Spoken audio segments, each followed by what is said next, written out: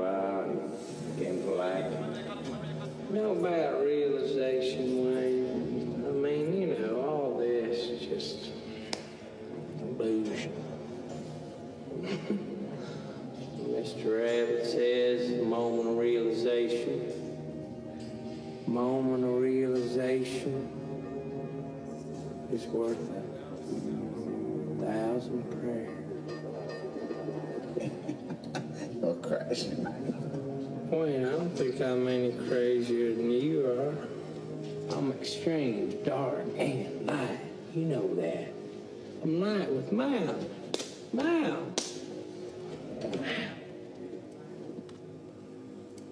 That's your shadow on the wall, no? Can't get rid of your shadow, can you, Wayne?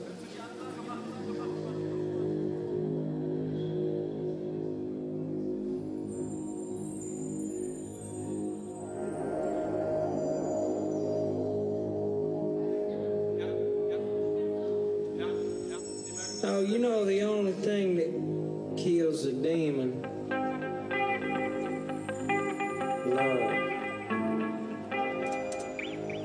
That's why I know that Mallory's my salvation. She was teaching me how to love. Yeah. It's just like being in the Garden of Eden. Only love can kill the demon. Hold that thought. Really worth it. Was what with? Was massacring all those people who were being separated. You mean was it instant match? Please explain. Where's the pure? There's some kind of love, and there is some kind of hate. The maggots in the iron lung, they won't copulate. There's some kind of love, and there is some kind of hate. The maggots in the iron lung, they won't copulate. And it's a whoa, whoa, whoa, whoa. I said a whoa, whoa, whoa, whoa. Oh, it's a whoa, whoa, whoa, whoa. Lord, it's a whoa, whoa, whoa, whoa. God, it's a whoa, whoa, whoa, whoa. I said a whoa, whoa, whoa, whoa. Oh, it's a whoa, whoa, whoa, whoa. I said a whoa.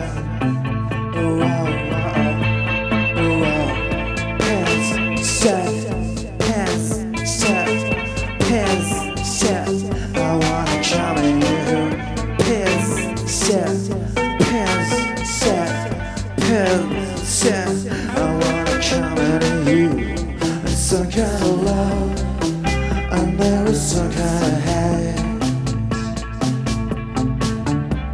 The maggots in the iron lung, they won't copulate. There's some kind of love, and there's some kind of hate.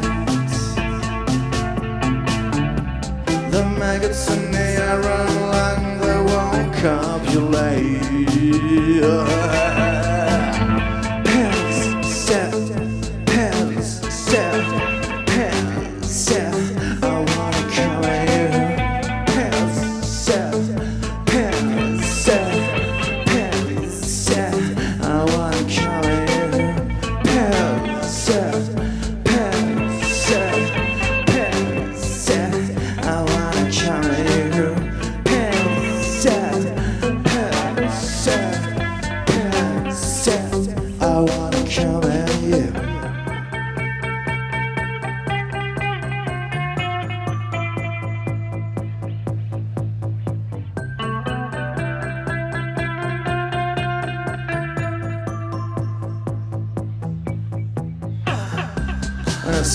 Standing there, my line suits and my dirty blue eyes, And he's kneeling there waiting to receive my flesh rubbed down his loving head. And I said, oh baby, in this moment of realization, I just wanna be with you for 10 more seconds to tell me that everything can be right, alright.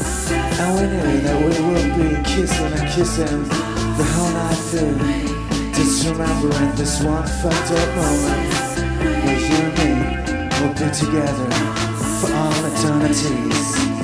And Daddy said, alright baby, I can see snowballs flying all around us. And I said yes, but tell me some more.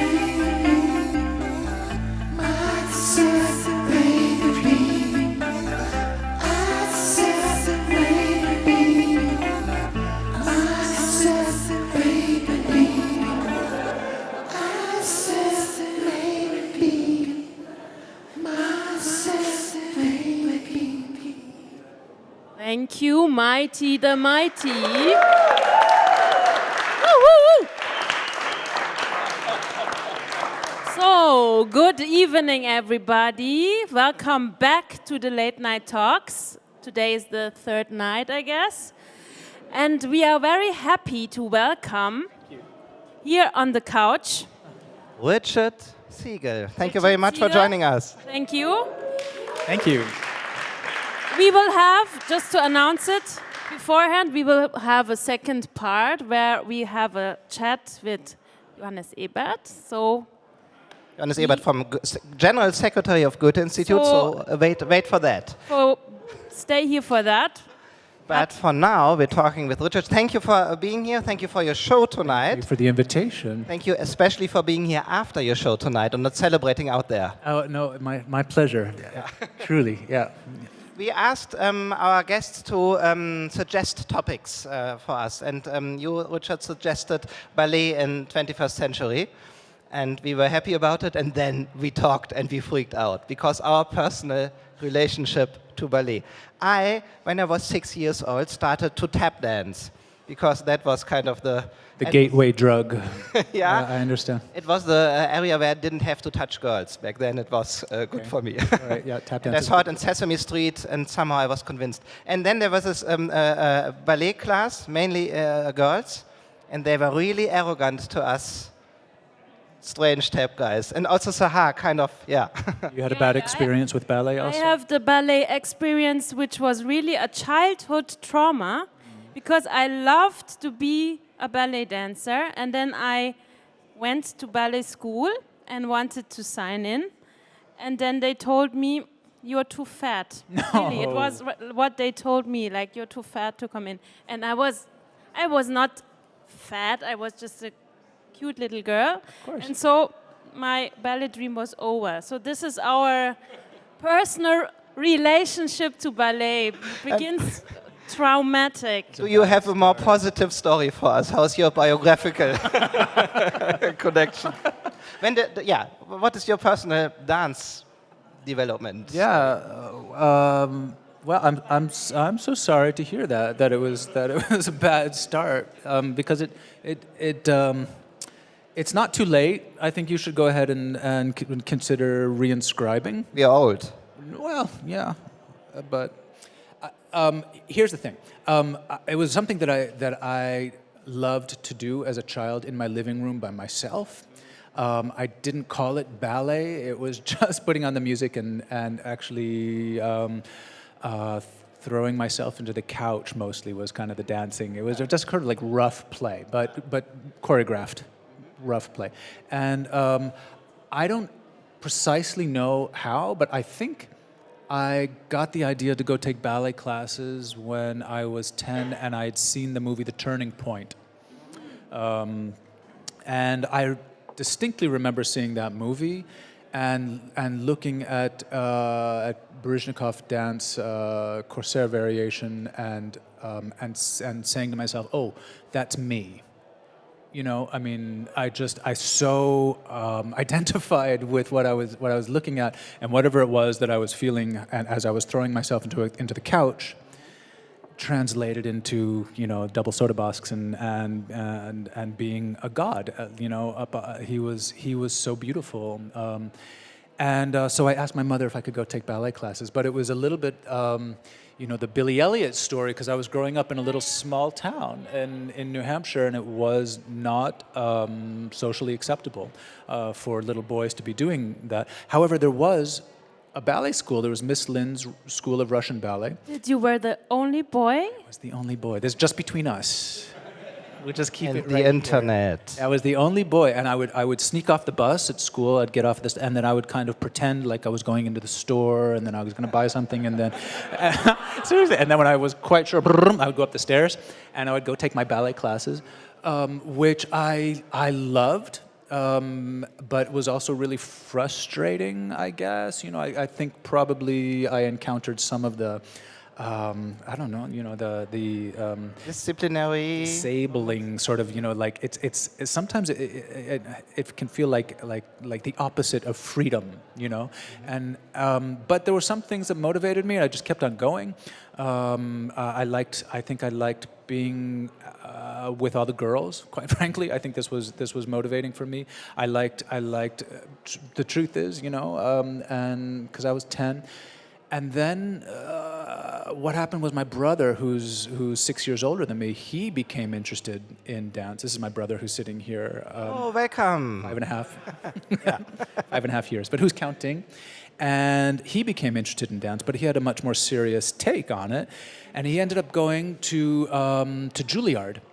And so at that point, I really totally lost interest in dance. That's true. And I did everything else. I did everything else you could. I was acting whenever I could. In any of the productions, I was on the diving team. I was the diving team, actually. There was no other. What's that? Taekwondo. Yeah, just always really physical, playing really hard. And then when I graduated from high school, I had this sort of entree into a career. Who would have thought in this little town, Peterborough, New Hampshire, nobody considered dance as a legitimate career move, but my brother did it. And so I moved to New York the next day after graduating, and I started dancing there, and I started taking ballet classes. I could go It's a on. Hollywood story now. But a strong one. Very strong. Every dancer has one, though. If you don't have to dig very hard. Like every dancer's relationship to dance always begins with some sort of like creation myth, and I don't even know how much of this is true, quite frankly. Yeah. Okay. Let's jump into 21st century, huh?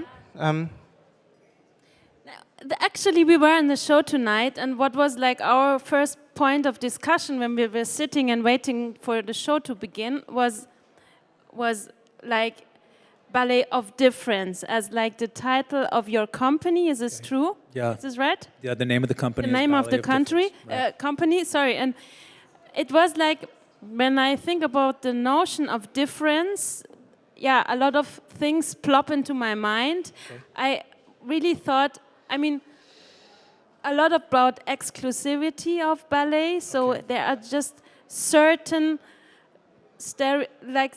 certain body languages, certain rules, certain also personas doing it is very, for me, it's very exclusive.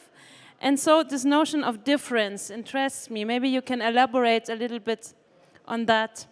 Sure. Well, I think you're absolutely right to to start with the title of the company. In a way, I think it really sticks its finger in it, and it pairs together these two words, ballet and difference, which there's some kind of friction there, and I think that's a good place to start, quite frankly. How to elaborate on that, it's vast. I guess I would say, to generalize a little bit, the existence of the company is, I am interested in asking that question through the making of the work. And you know, oh gosh, where do you start? You know, it's in a way like you have to take a step back and just now we've got to name it. You know, we just have to name it. We love. What's wrong? What's wrong with ballet? What is wrong with ballet? Because there's something wrong. Mm-hmm. There's something wrong. Let me just state it. You know that you know we love it. We love ballet, and yet you know where we could be seeing you know images of gender fluidity, we see gender normativity. You know, and when we could be seeing a diversity of body type and backgrounds, we see homogeneity, and you know the problem is not ballet. It seems to me, the problem is the canon. You know, the problem is that when we go to see ballet, we are not shown images of the society that we're living in, and I'm just trying to state it as you know as clearly as possible. So, I mean, this is very interesting, you know, because that means that there's a knowledge, there's this class of movements of ballet which is astonishing and delights. And yet there just really isn't enough work, I think, that's been made, which keeps pace with our rapidly changing society, and it's changing so quickly, and you know, and that's what we need, you know, and I can't say that in the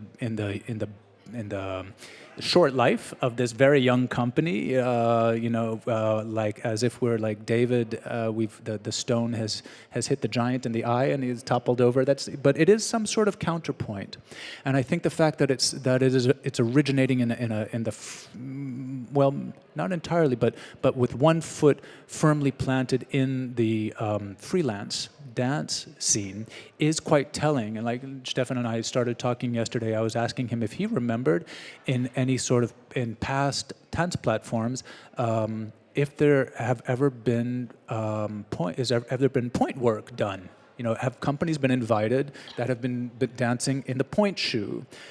Because it was very, very striking for me when I saw this picture of Claudia Ortiz, and you know, it's like a vanishing perspective. She's in the front. And what you see, really, is her shoe. It's so iconic, this thing. And I was thinking, oh, that's interesting. And that's the image of Tanz Platform 2018, among others, of course. But there it is, and they're staring at you in the face. That's fascinating. I think that's a really interesting tendency, it's a very generous gesture. It reaches over a divide, which I think we all can agree exists. An ideological divide between ballet and everything else, you know, in a certain sense. And I like that attitude a lot. I really like this sort of, you know, embracing of or questioning of, you know, of what we think. Yeah. And especially the tension you're talking about between the traditional technique, sure, which is limiting, which is exclusive, and that what you are trying to make out of it. So I saw it was, yeah, and this is what my question now is. It also was really entertaining tonight. So your love, or let's say respect, or let's say your game, your play with the ballet, yes, has also a lot to do with humor. And maybe, would you call it irony or mocking sometimes? Mockery. Mockery, yeah? Or is that too disrespectful? No, I mean, I don't know. Like BOD, I look at that piece. That was the first piece on the program. Did everybody see the this evening? Did most people see it? The first piece is called BOD. It's conceived of as sort of a signature work of the company, which is meant to, in a certain sense, kind of, you know, showcase the individuals of the company, the group as a group of individuals, of highly individual, idiosyncratic, unusual, like, you know, samples of humanity, and that's what it looks like to me when I see them. You know, and when we first made it, and it premiered in Munich last May, I thought, wow, what is this? This is really strange. But there was something interesting about it, and so we chose to remount it. And in the remounting process, it becomes clarified. Also for the dancers, it like gestates in you after 6 months. You come back, you do it again, and it just is. It feels comfortable. You've grown into it, and so they start showing me what the thing is. Honestly, when I look at it, I'm delighted. I think it looks a lot like a garden. I think it very playfully, ironically subverts a lot of societal expectations and problems and gender roles they look a lot like bugs to me, quite frankly. The costumes are bizarre. The costumes were made by Becca McCharron, and this was also an artistic strategy to invite a designer to come in who would, in a sense, subvert the work. Oh, wait a minute, I think it's time to dance. This is exactly way too early, our sound. Too early, we have... Maybe it's just a time to still have break. some Maybe time. everybody should get up and dance now. Richard Siegal, last question would have been, where do you see the ballet of the 21st century in 10 years from now? But I think you will go on, and Ballet of Difference will re-exist. Thank you. Thank you very much for your talk. This is beautiful. Thank you.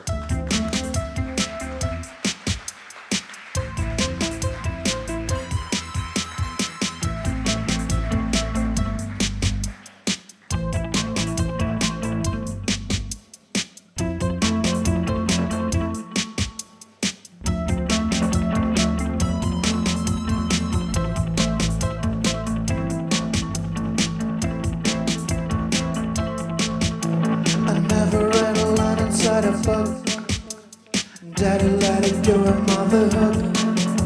I'm stepping through the line in front of you at the cinema. We never took a stand and take a look. It's singing and we never gave a fuck. All the time we run, you never asked. It was all for you. I never pretend lights are any good. I've seen it and I've done it on the crook. I'm healing and you fix it back and say all my sociopathy. Science I'm bound to believe I never went up to be free. Science I'm bound to believe I never went up to be free. Science I'm bound to believe I never went up to be free. Don't you ever even try to believe her. A soul is Spanish medication and Jesus. I never read a line inside a book. Daddy let it go and mother hook. I'm sitting through the line in front of you at the cinema. I never took a stand to take a look. We've seen it and we never gave a fuck. All the time we wrong, you never asked. It was all for you. I never put the lights are any good. I'm leaving and I'm done and I'm the crook. I'm healing and you fix it back and say all sociopathy. You never took a stand to take a look. We've seen it and we never gave a fuck. All I turned around you never asked. It was all for you.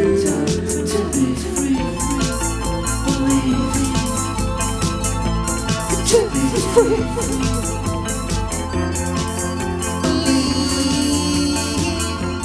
To be free. Believe. To be free. Believe. To be free.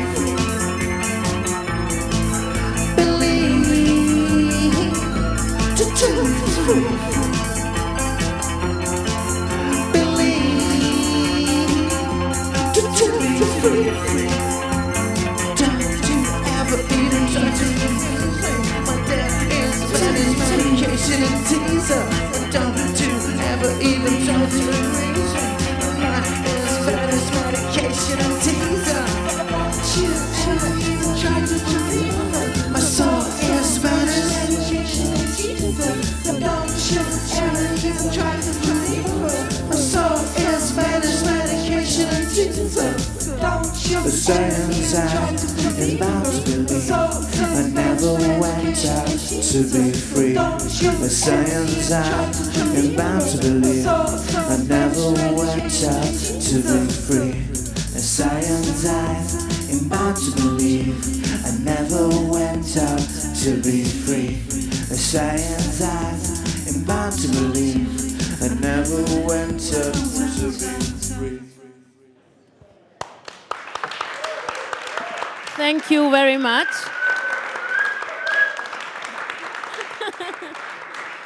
So, please welcome a round of applause for Johannes Ebert, Generalsekretär of Goethe Institute. Welcome. Thank you for being here. Johannes, thanks for being here and joining us. You just arrived today in Essen, right? I just arrived and I saw Richard's piece. Actually, we wanted to sit 2 minutes together on the. No, it's okay. Maybe in the end. No, maybe in the because end. we know each other a long time and our families know each other and so I was very happy to see him here and we saw each other in Munich 2 weeks ago. And I saw the very exciting piece of Esther Salomon, which was a very good start, really impressive. Yeah, no, when I have time to get out of my office to see something, I try to see as much as possible. So Your secret, the rest was also quite good, but this also was very good day. I have one day tomorrow, so I will see some more things. So, Johannes, as General Secretary of the Goethe Institute, I always wondered, what are you doing all day, actually? I wonder, I delegate.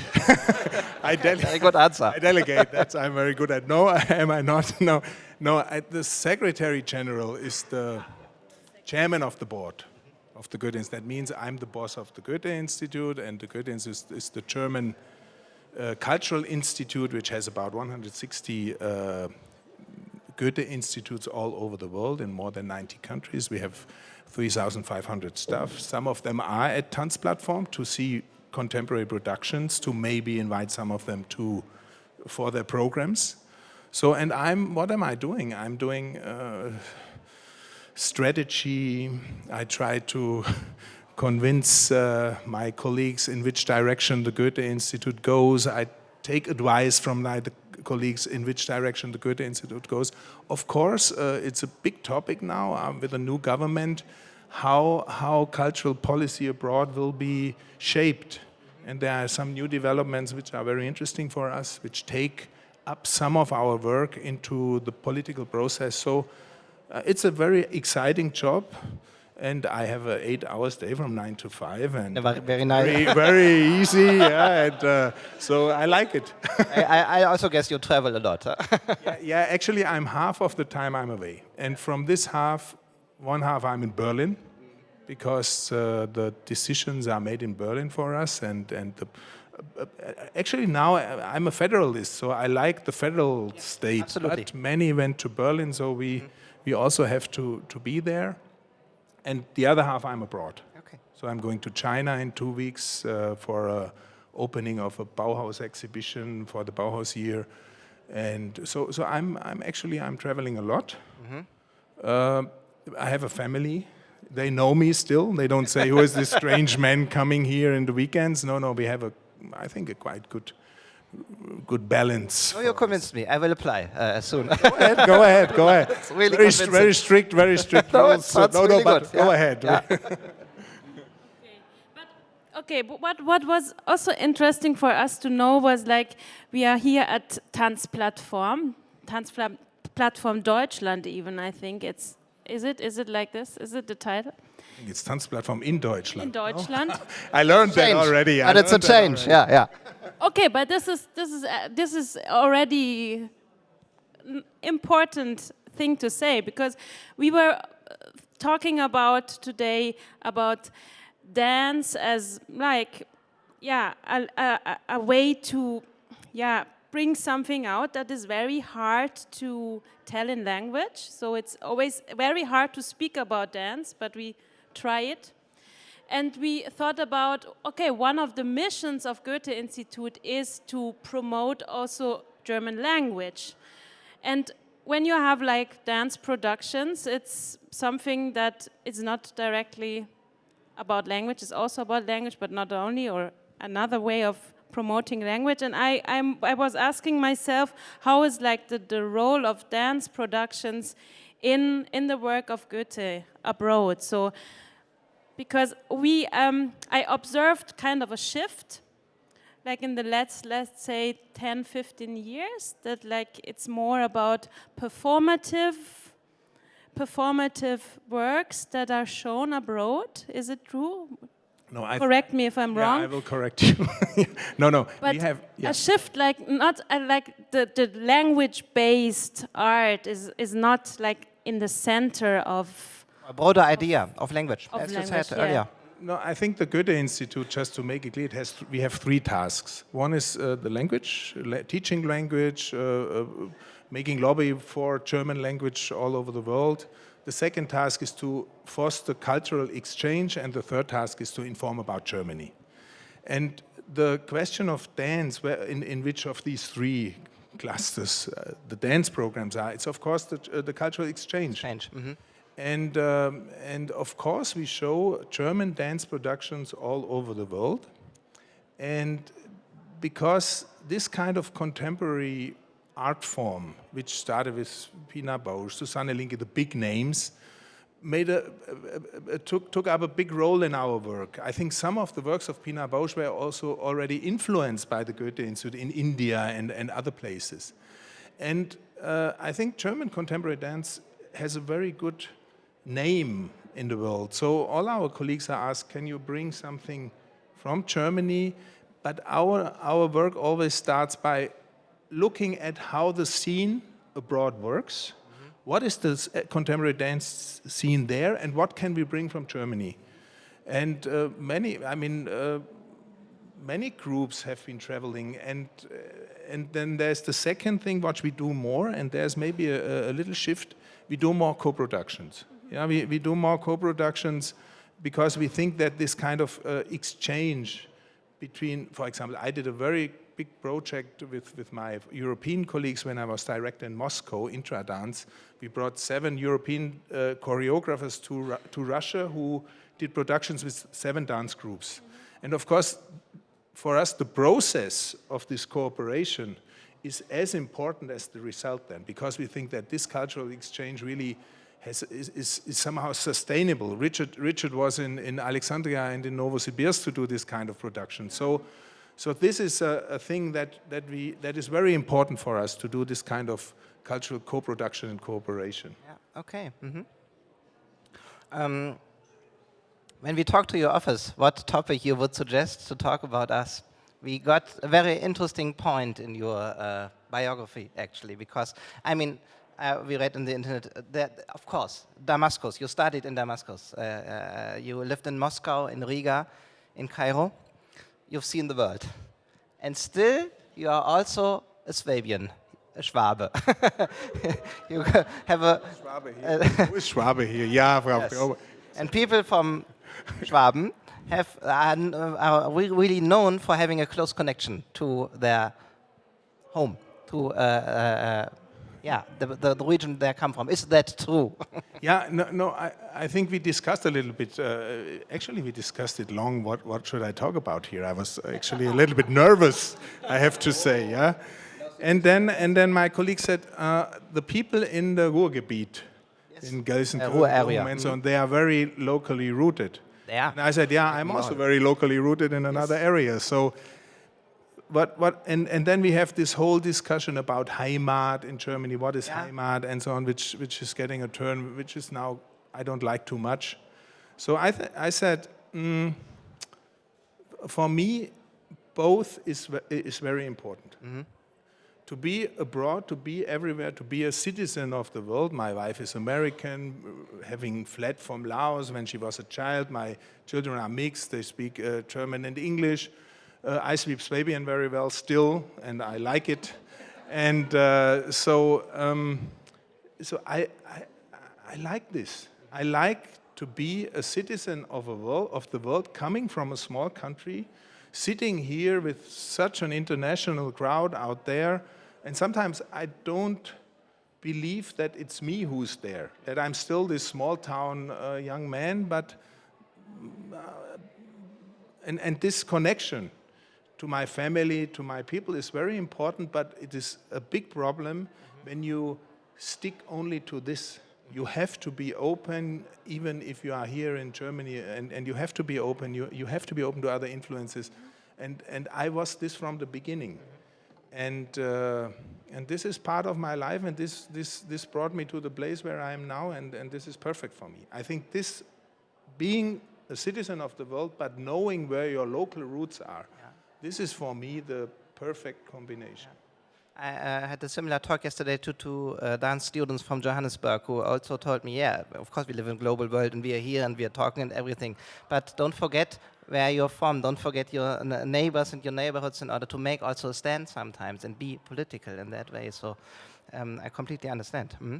But it is not always so easy, I think, to like say, really, this is where I'm coming from. I don't know if this is like, for in your case maybe, but for me it's still, as you were talking, I was like, what would it be for me? For example, I'm like Iranian, German. What is like? It's something that is not so easy to define, I would say, in nowadays. Yeah, but this we have to learn. I mean, I have this in my family. Yeah, my children, they are 12, 14, and 16, and the oldest and the youngest, they look more like my wife, who is Asian, actually American Asian, but they had to flee, and they come 15 years ago, 20 years ago. We went abroad. We stayed abroad 15 years. When we went abroad, Munich was a quite homogeneous, what my children say, Kartoffel. Neighborhood, city, yeah. And now, when in the class of my children, there are maybe about 20 nationalities. There are Croatians, Serbian, Turkish. They are all Germans, but their roots are from these countries. And our children now have the opportunity to learn how this works. And of course, there are conflicts and so on, but. And we discuss it in the evening. How does it work? And okay, I don't want to tell what we discuss about, but it's very interesting. Yeah, and but it works very well. And also the friends of my children, I have different roots, and I really think we have to defend this kind of Heimat. Yeah, I use this word Heimat in this respect because it's a Heimat of openness, of tolerance, of mixing cultures, and I don't want to let this word take away from me by others who understand it differently. Different agenda. Yeah, thank you very much for that statement. No, now the band. She did that. Do you play? Yeah, we do. Song? No, because they didn't interrupt us. Yes, so we can play the. Okay, because we play a little song from, let's say, from your youth. Yeah, from my youth. Just a few seconds, regarding to that localness. Let's see if this works. I have to say some words to this. So this is kind of Swabian rock. You have to make it loud. It's not louder here. They have to do it louder. I can't. Okay. Yeah, some people know it. That's This Rock band. No, actually. Wasfuß. Einer ist der Arsch. Terrible when non-Swabens try to Sorry for speak that. Swabian. It's even worse than my English is my Swabish. I have to admit that. No, I have to say, because I was asked before I come here to, is there a song? People want to have fun. You don't have to be so serious. They want to have fun of you. They want to make fun of you and so on. So I said, actually, there was a very interesting situation some weeks ago. I read a tweet. It said, yeah, tomorrow in Berliner Zeitung there will be a long interview with Cem Özdemir. It's called Einer ist immer der Arsch. And Cem, to me, a green politician from Germany who is also from your home region. yeah, no, not exactly, but yeah, okay. We are very sensitive about it. No, but he's also Swabian, yeah. So, and I tweeted, I reacted just, I said, yeah, this is an old song from the group Schweißfuß and Schweißfuß, yeah. And 20 feet, yeah.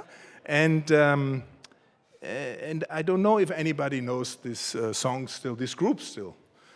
And actually, the journalist from Berliner Zeitung, he answered, yeah, it's about, the interview is also about this group. And I was very astonished. I had a lot of likes from all the Swabians who live in Berlin, in Prenzlauer Berg. And the next day, the interview came out, and Cem Özdemir described, and I really have to meet him, because he described how in Christmas time, when there was the Christmas holiday, it was the time when it was clear that he had to step back, and he regretted it and so on.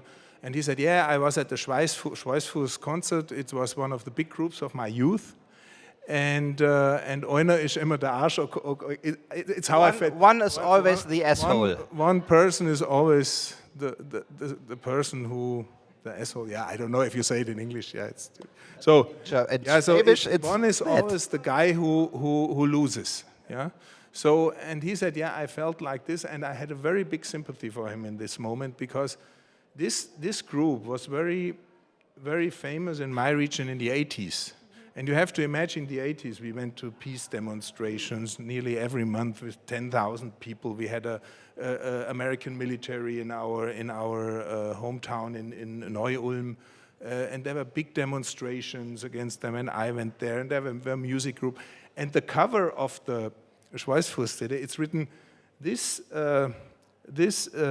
Schallplatte, das Schallplatte, record, I see, it's so old-fashioned Schallplatte. This Schallplatte is produced with a certain system that it sounds better on very cheap hi-fi,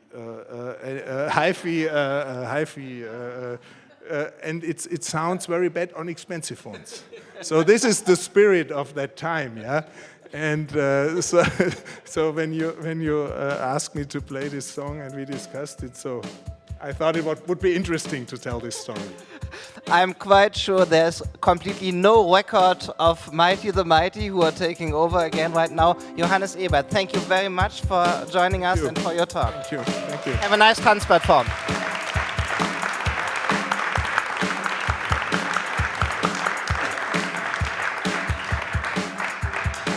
Tomorrow we will continue with Claudia Bosse and Esther Salomon. You're welcome back.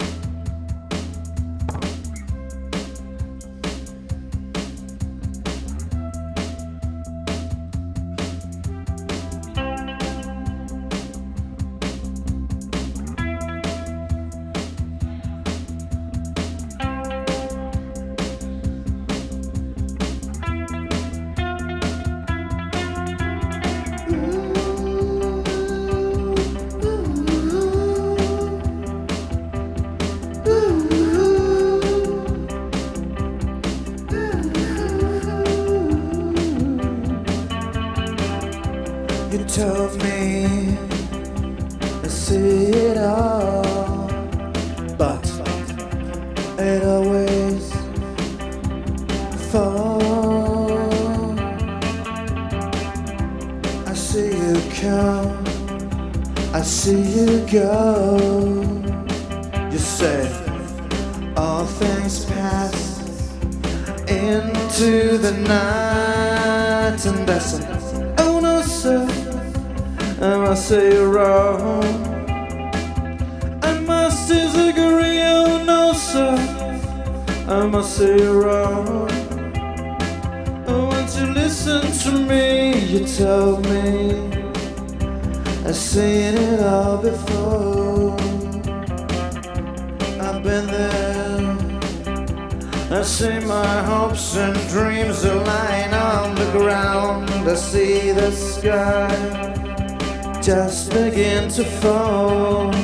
You say all things pass into the night, and I say, oh no sir, I must disagree. I must disagree, oh no sir, I must say you're wrong. I want you to listen to me.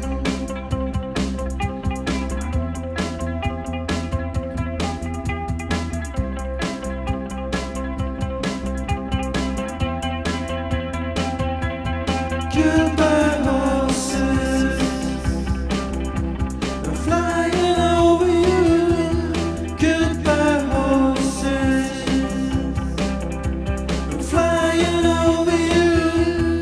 Goodbye horses, I'm flying over you. Goodbye horses, I'm flying, flying, flying over